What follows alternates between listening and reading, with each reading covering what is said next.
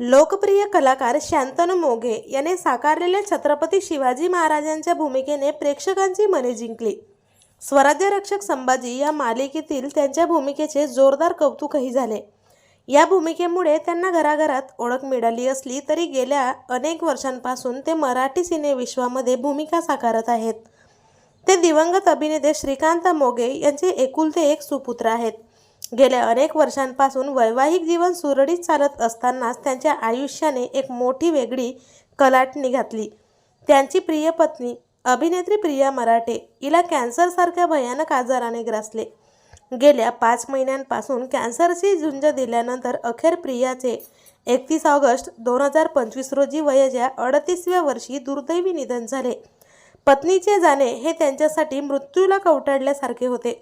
जीवापाड प्रेम करणाऱ्या पत्नीच्या जाण्याने शांतनुने सिनेविश्वातून काढता पाय घेण्याचा निर्णय घेतला।